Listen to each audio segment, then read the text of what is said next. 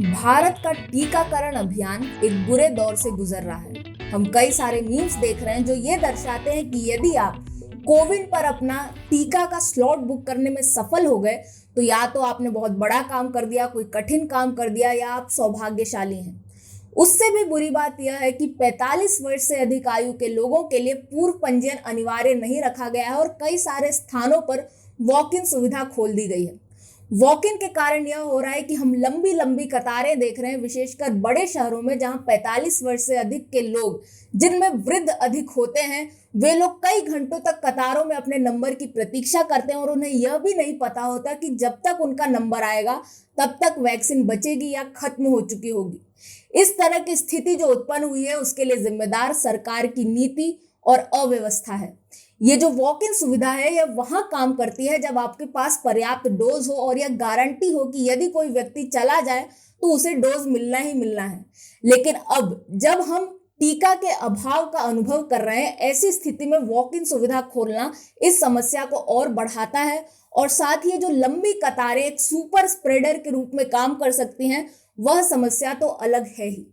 इस समस्या का कारण यह है कि सरकार ने बिना पूरी तैयारी के 1 मई से 18 वर्ष से अधिक आयु के लोगों के लिए टीकाकरण खोल दिया। इसके लिए उन्हें प्रेरणा थी जो राजनीतिक दबाव के कारण मिली और पूरी तरह से तैयारी का निरीक्षण नहीं किया गया कि लोगों को टीका लगाया जा सकेगा या नहीं।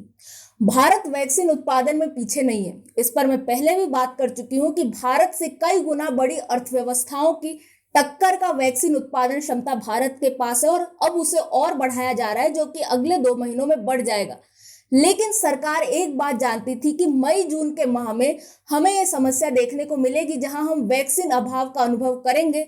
उसके बावजूद भी 18 से ऊपर आयु वर्ग के लोगों के लिए टीकाकरण खोलना एक राजनीतिक प्रेरणा के अलावा और कुछ नहीं लगता।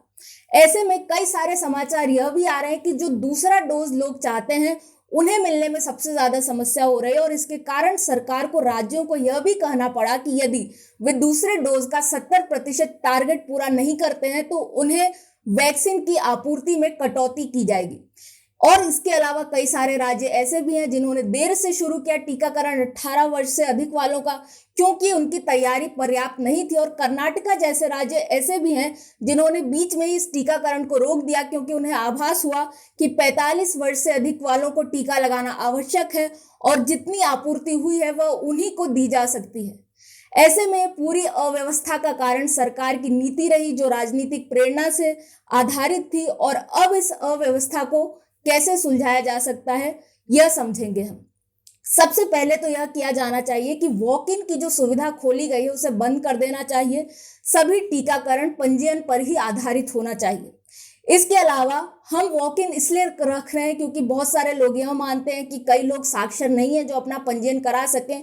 ऐसी स्थिति में जब टीका की डोज उपलब्ध हो तो मोबाइल वैन की तरह गरीब क्षेत्रों या झुग्गी बस्तियों में गाड़ी को घुमाना चाहिए जो वहां पर टीकाकरण करे।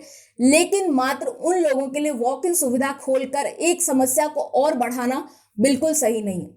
दूसरा यह होना चाहिए कि पारदर्शिता की कमी है। राज्य और केंद्र यह बात स्पष्ट नहीं कर रहे हैं कि उनके पास कितने डोज हैं, वह 1 माह में कितने डोज लगा सकते हैं। ऐसे में कई सारे लोगों के मन में यह भय है कि उन्हें बाद में डोज मिलेगा या नहीं मिलेगा, जिसके कारण वैक्सीन के लिए एक अफरा तफरी सी मची है। सरकार यदि यह पारदर्शिता लेकर आए तो काफी सहायता मिल सकती है। तीसरा यह करना चाहिए कि आज ही हमने देखा कि गवर्नमेंट के पैनल ने यह सुझाव दिया है कि कोविशील्ड के 2 डोज के बीच की अवधि 12 से 16 हफ्ते तक बढ़ा दी जाए। ऐसे में कई सारे वैज्ञानिक शोध और अध्ययन यह भी कर रहे हैं कि यदि अवधि बढ़ा दी जाए तो जो वैक्सीन की प्रभाविकता है वह बेहतर होगी। और ऐसे में यह चीज स्पष्ट करनी चाहिए कि कुछ शोध यह भी कर रहे हैं कि यदि सबको पहला डोज दे दिया जाए तो हर्ड इम्यूनिटी की संभावना बढ़ती है। तो सरकार को इन वैज्ञानिक शोधों के आधार पर पारदर्शिता लानी चाहिए कि सरकार का उद्देश्य क्या है, वह क्या पहले डोज को प्राथमिकता दे रही है। यदि ऐसा है तो दूसरे डोज के लिए मात्र 10% स्लॉट ही रखे जाएं। इस तरह का एक व्यवस्था लाना चाहिए ताकि लोग जिन्हें दूसरा डोज नहीं मिल पा रहा वह परेशान न हो और इस चीज को लेकर आश्वस्त हो कि वे बाद में भी डोज लगाएंगे तो कोई समस्या नहीं है। और सरकार भी यही चाहती है कि वह देर से डोज लगाएं। चौथा जो समस्या खड़ी हुई है वह 18 से 44 वर्ष वालों के लिए टीकाकरण को खोलने के कारण हुई है, क्योंकि हमारे पास इतनी पर्याप्त वैक्सीन नहीं है और जितनी वैक्सीन है उससे हम 45 वर्ष से अधिक के लोगों का ही टीकाकरण कर सकते हैं। लेकिन भारत ने एक दूसरी चीज की है, जहां पर स्पुतनिक की वैक्सीन आई है, फाइजर को अनुमति मिल गई है, तो ऐसे में 18 से 44 आयु वर्ग के लोगों को ये जो दूसरे टीके हैं उनके लिए आवंटित कर दिया जाए, और जो भारत में टीके बन रहे हैं वह 45 वर्ष से अधिक आयु वालों के लिए ही रखे जाएं, जब तक कि टीका निर्माण की क्षमता बढ़ नहीं जाती। पांचवी चीज यह करनी चाहिए कि सबसे ज्यादा कंफ्यूजन जो है वह मूल्य निर्धारण पर है। एक चीज जो सुनिश्चित होनी चाहिए वह यह कि यदि कोई व्यक्ति मुफ्त में टीका चाहता है तो उसे मुफ्त में मिलना चाहिए, और केंद्र को जो भी टीका निर्माता है उनसे बात करके ये चीज सुनिश्चित करनी चाहिए।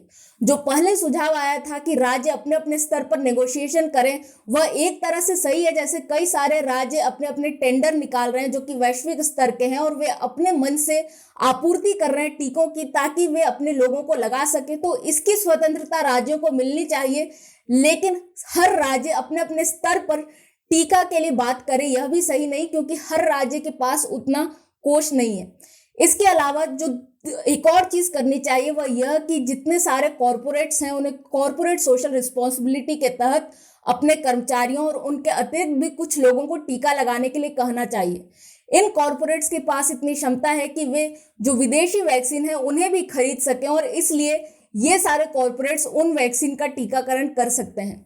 ये कुछ सुझाव हैं स्वराज्य की ओर से, और हम आशा करते हैं कि भारत में टीकाकरण अभियान सकुशल चलेगा। मैं हूं निष्ठा अनुश्री। हमारा चैनल सब्सक्राइब करना न भूलें और देखते रहें।